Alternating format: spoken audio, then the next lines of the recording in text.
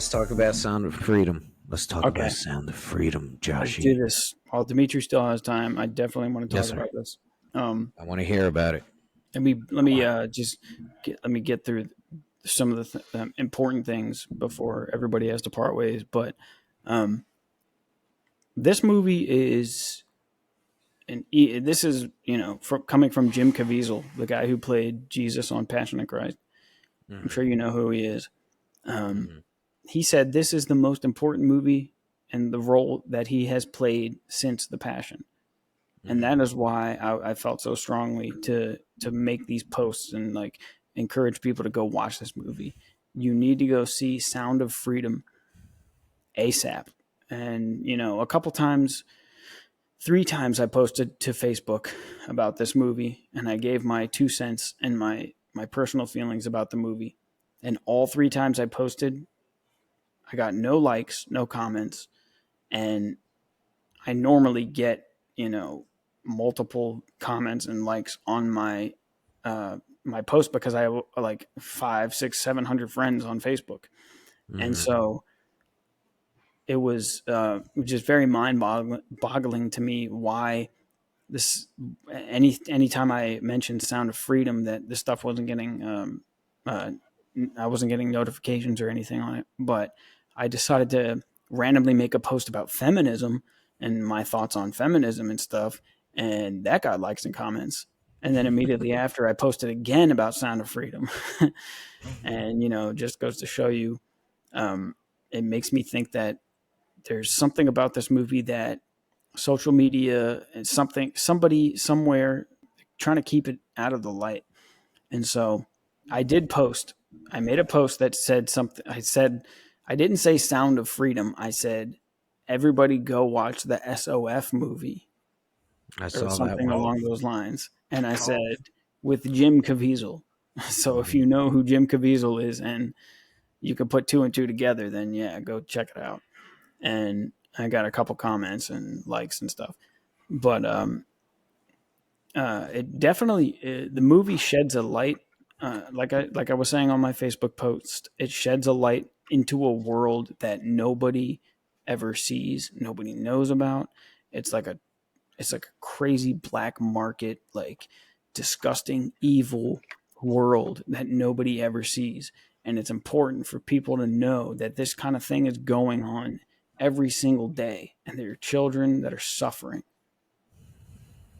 You know, and Hmm. dude, it's such an important movie because it's a true story. I So, take it. It was sorry, about. go ahead. What was it, like Venezuelan? Was it in Venezuela or Colombia? Uh, the children were from Honduras, Okay. and I believe they went to, I forget where they went, but the children were from Honduras, and they were kidnapped by a woman who claimed she was from like a talent agency trying to get people who were or get children who look like they could be models, you know what I mean? Be child Hmm. actresses, child models, and stuff, and then end up being sold into the sex slave trade. Dude, it's go watch the movie, man. Yeah. And so I saw a bunch of people have the same reaction after watching it as you are right now, Josh, and how emotional it is. And there was a lot of dads and a lot of moms that were posting, and they were just, I mean, I guess it is a movie, so everything is not 100% correct, and everything is not to the T of what actually happened to of the story of these children, but it still happens. And I actually read a New York Post article that was saying they were trying to minimize the movie, basically saying that 99% of child trafficking happens due to families, like the family sells their own children, or someone that the child knows bamboozles them and takes them in. That actual kidnapping is only about 1%, to the point that they're trying to minimize the kidnapping and they're saying that it's only 1%. When it comes to children, 1% is a lot.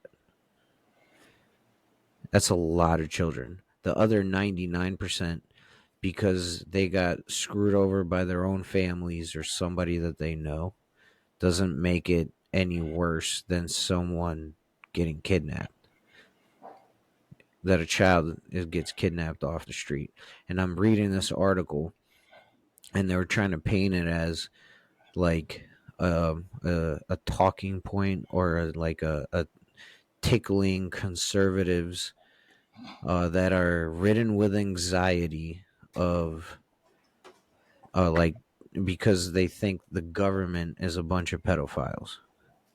That's how they were painting it on this uh on this article in the New York Post, by the way. You know what I mean?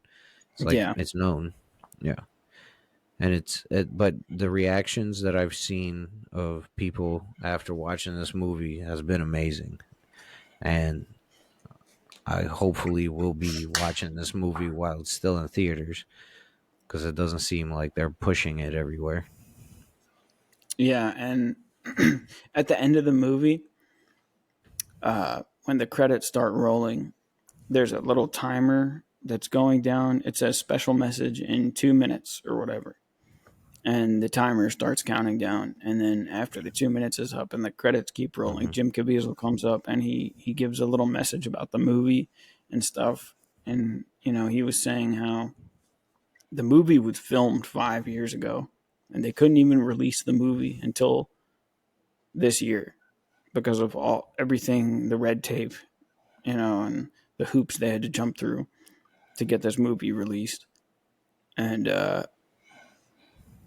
it was such an incredible movie. And, the theater I was in was packed. And this movie was released on July 4th. And, Mm-hmm. 3-4 weeks later, I'm in a theater that's still packed, you know? Really? And there is a website you can go to where you can donate money.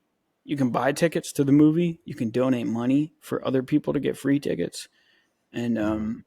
you can see like showtimes and everything in your city and everything.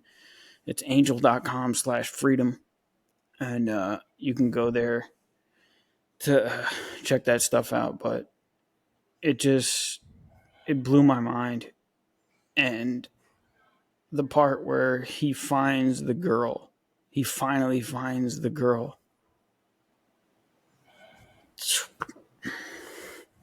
He Jeez. is just like shocked. He's like, dude, I went through so much and I'm in the deepest recesses of the world and I Mm-hmm. found this girl.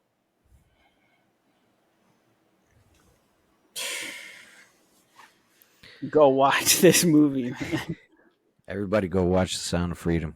Once you get into that, you start getting into a situation, the slippery slope, where all of a sudden you're going to really violate the Second Amendment. I don't want to do anything to violate the Second Amendment. To me, the Second Amendment is very important.